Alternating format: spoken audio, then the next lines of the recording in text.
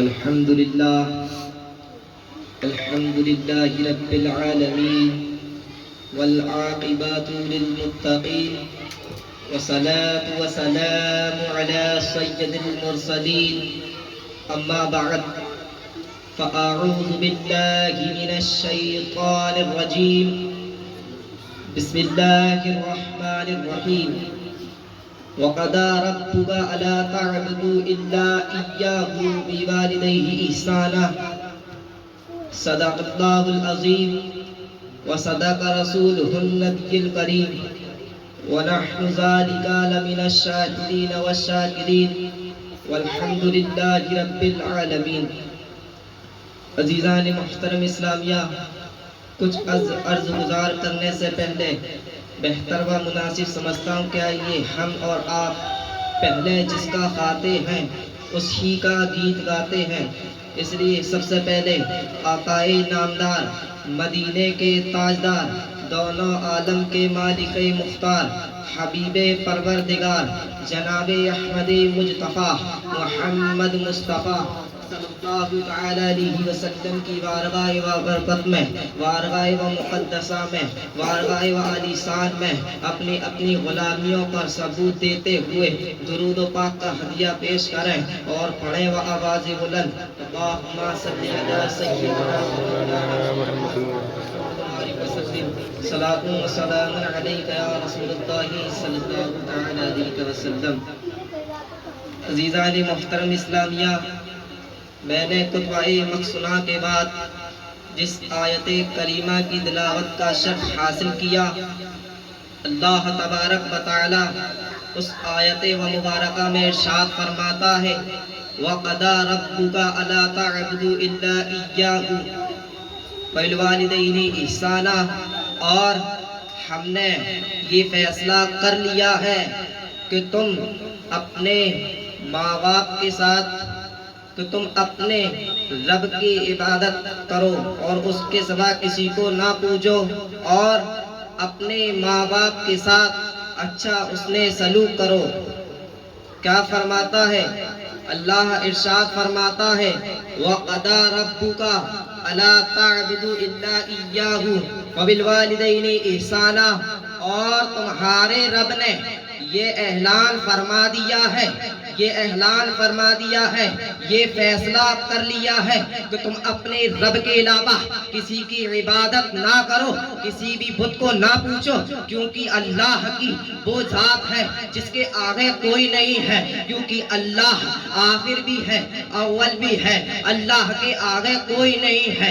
اللہ کی قسم کھانے والا بھی وہ بھی سن لے کہ اللہ کی قسم کھانا بھی یہ بھی نافرمانی کے متعلق ہے، کیونکہ قسم کھانا یہ مسلمانوں کی عادت نہیں کہ بات بات پر اللہ کی قسم کھاتے ہیں، کہیں کوئی جھگڑا ہو جائے اپنے آگے بات رکھنے کے لیے اللہ کی قسم کھاتے ہیں۔ عزیزان گرامی، اللہ قرآن میں ارشاد فرما رہا ہے وَقَضَى رَبُّكَ أَلَا تَعْبُدُوا إِلَّا إِيَّاهُ وَبِالْوَالِدَيْنِ إِحْسَانًا، اور تمہارے رب نے یہ اعلان کر دیا، یہ فیصلہ کر دیا کہ تم اپنے رب کے علاوہ کسی کی عبادت نہ کرو اور اپنے ماں باپ کے ساتھ حسن سلوک کرو۔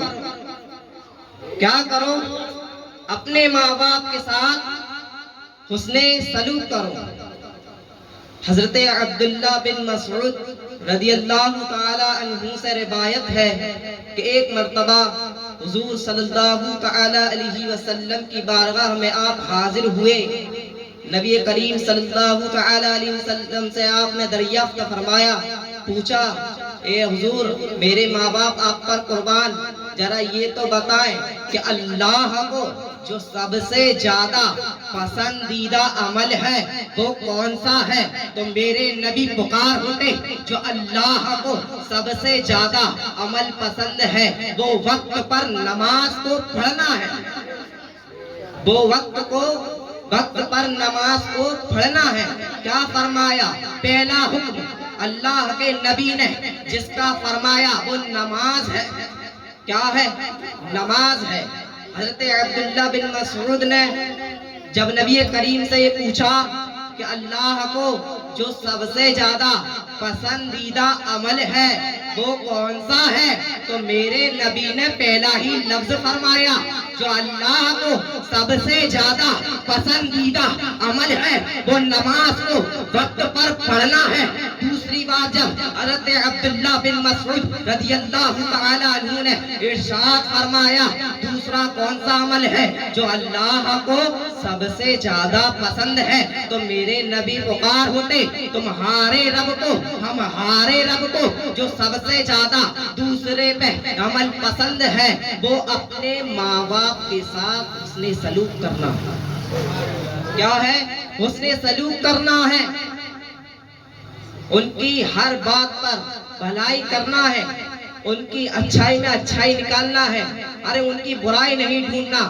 یہی وہ ماں باپ ہیں جس نے ہمیں بچپن سے لے کر کے جوانی تک صحیح فیصلوں کا رائے دیا، صحیح طرف پہنچایا۔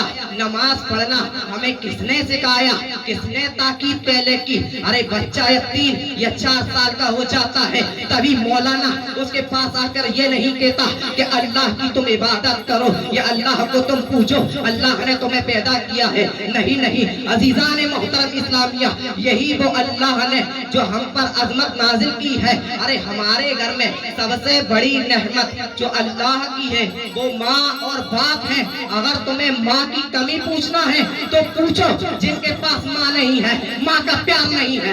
باپ کی کمی پوچھنا ہے تو پوچھو، جس گھر میں باپ نہیں ہے، باپ کی کمی ہے، ارے ان سے پوچھو، ان کے دل پر ہاتھ رکھ کر پوچھنا کہ تمہیں ماں کے بنا کیسا لگتا ہے؟ وہ کہیں گے ایک پل آرام نہیں ہے، ایک پل سکون نہیں ہے۔ جب میں نے ماں کو غسل دیتا ہوا دیکھا تھا تب میرے دل کو اتنا تکلیف پہنچا تھا، شاید کسی نے پہنچایا ہو۔ ارے ان سے پوچھنا، جب تمہاری ماں کو کفن لپیٹا گیا تھا تب تمہارے دل پر کیا بیت رہی تھی؟ تب ان کے دل پر ہاتھ رکھ کر پوچھنا کہ ان کے دل پر کیا بیتی ہوگی۔ عزیزان محترم اسلامیہ، ہم پر تو اللہ کا بڑا فضل و کرم ہے کہ ہمارے پاس ہماری ماں بھی ہے، باپ بھی ہے۔ ارے ہم پر اللہ کی بڑی نعمت ظاہر ہے، اس کو ضائع نہ ہونے دو۔ جتنی چاہو ماں کی خدمت کرو، جتنی چاہو ماں کی خدمت کرو، ماں کے پیر دباؤ، سر دباؤ۔ ارے جتنا ماں نے کہا اتنے میں ہی خوش رہو۔ آج انسان ڈاکٹر بن جاتا ہے یا انجینئر بن جاتا ہے یا انسپکٹر بن جاتا ہے یا پروفیسر بن جاتا ہے، ارے اپنی بنیاد پر بننا ہے۔ ارے کمینے یہ دے، تجھے پڑھانے والا کون تھا؟ یہی باپ تھا۔ مزدوری کر کر کے تجھے انجینئر بھی بنایا ہے، وکیل بھی بنایا ہے، ڈاکٹر بھی بنایا ہے۔ تجھ میں اتنی حیثیت نہ تھی، اتنی قوت نہ تھی کہ جب تو بچپن میں بھوکا رہتا تھا تو اپنے ہاتھ سے اٹھا کر کے ایک لقمہ اپنے پیٹ میں ڈال لے۔ ارے یہی ماں باپ ہے جس نے تیری